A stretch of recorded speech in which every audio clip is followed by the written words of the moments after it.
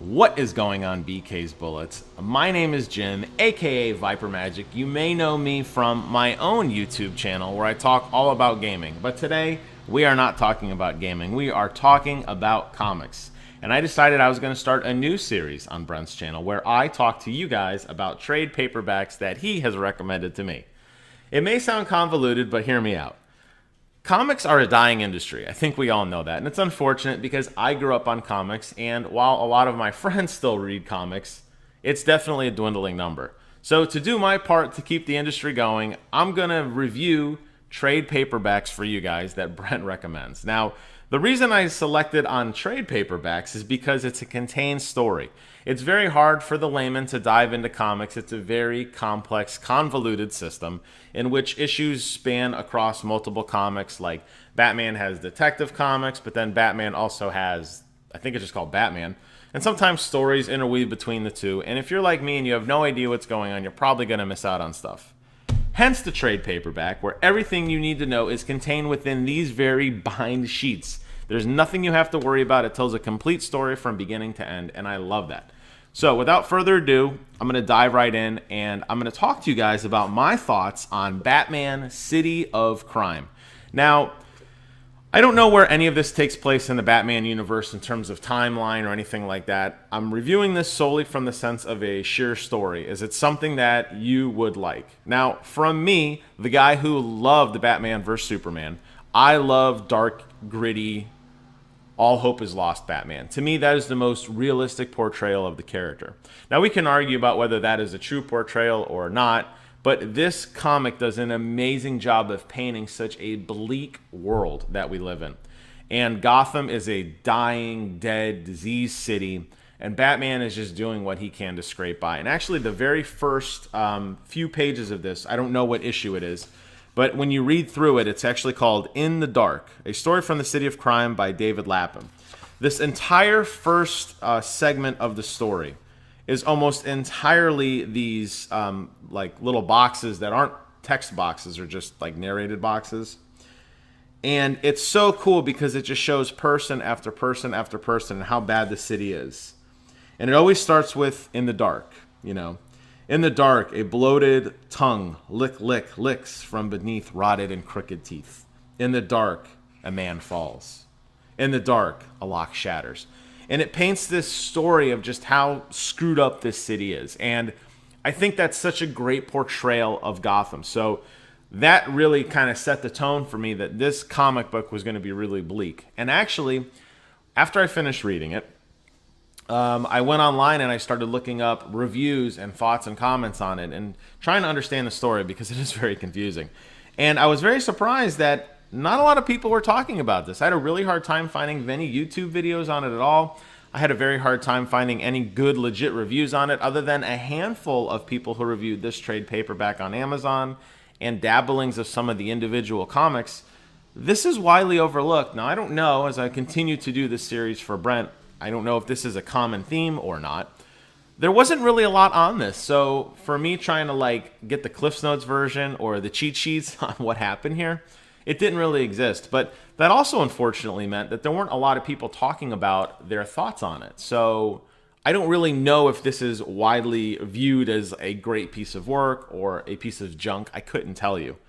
I saw Brent's video where he recommended it, and that's what, said, oh, well, if Brent likes it, I want to check it out too. So it is a very dark and bleak story. So if you don't like gritty, sad Batman, you're probably not going to like this book. But because I do like that, I think this was really good.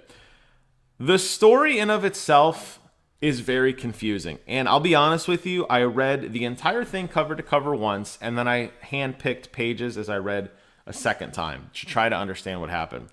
And I got to tell you guys that if comic books are written this way in general, I can kind of understand why the industry is folding, because this didn't really make much sense. If the villain in this book is supposed to be this nameless, faceless, smiling man who makes people out of dirt, which is what I think it's supposed to be, then okay, I can accept that. But as any good villain needs a motive and intentions and this sort of thing, and you really don't get that. The core of this story, the way it's presented, is Batman trying to unravel the mystery of this dead girl, okay? And even on the back, it talks about that he is... Bruce Wayne fails to recognize the cry for help from a wayward young girl, which sets in motion a chain of events that escalates to grotesque proportions.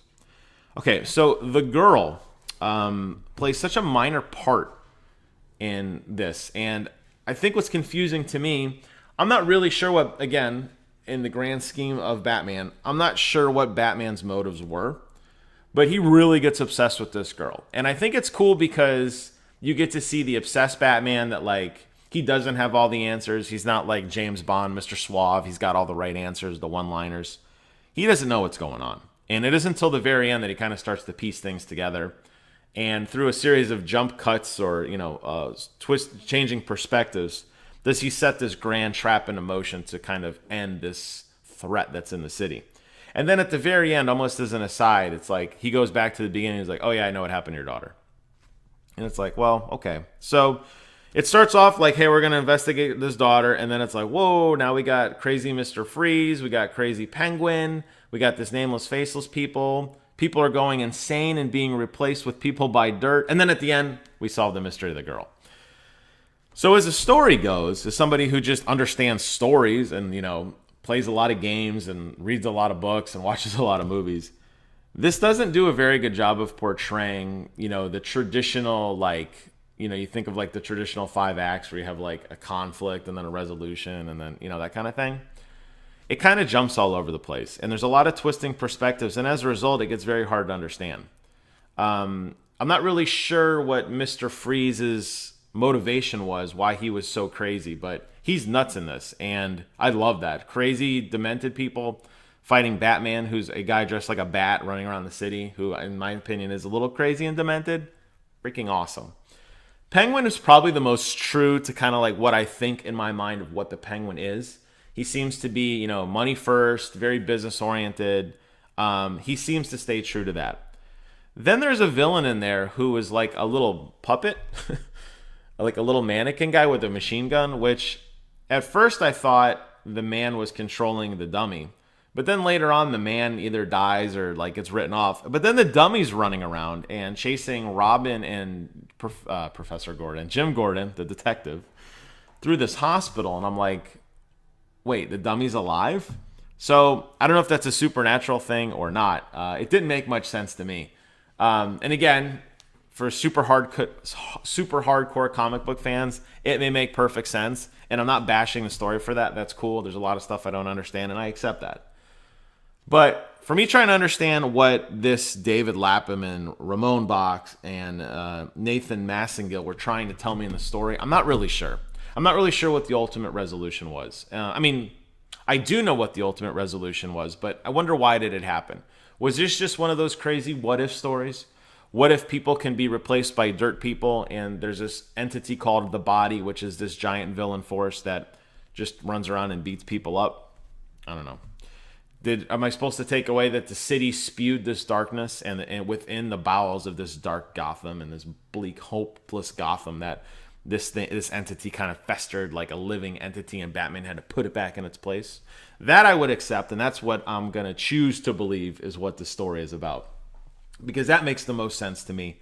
Then you could say, okay, Mr. Freeze and Penguin and Ventriloquist Guy and the fact that there's this homeless guy named like Happy Jesus or Toothless Jesus or something. He's the cause of this. And when he dies, that dark hold breaks. He's the manifestation of evil. I could accept that as well. But the story doesn't really do a good job of kind of putting you in that direction. And they actually do put a face to the villain at the very end. And it's just kind of some random guy. And it just doesn't really seem to have much of a payoff. So I did like it for the tones that this comic book set. I like the bleak, feeling that Gotham had. I like that everyone is cracked and lost their mind. I think that's a good read. That's a lot more fun than the happy-go-lucky Flash stuff that I watch every week on CW. But in terms of a story, in terms of packaging this in this volume, when it's all said and done, was there any real resolution? Did this matter? Did it ultimately affect the Batman universe? I'm not entirely sure. I think people who are really into Batman, who really understand all the nuances of Mr. Freeze's character and Penguin's character and Ventriloquist Guy's character, may care a little bit. But Robin, Jim Gordon, Batman, they just kind of seem to be all over the place. And I had a very hard time understanding exactly what they were trying to tell me as a message. I think the star of this comic book definitely has to be the Hopeless City. And in that sense, I think it does a very good job. But if you don't like sad Batman, you probably won't like this book. But again, it's just my opinion. So let me know what you guys think. I'm going to get started on the next comic book from Brent here in about a week or so. I'll get another one of these, and you'll see more videos from me real soon. As always, thank you guys so much for watching. Get out there, read some comics, and until next time, I will see you guys on the other side.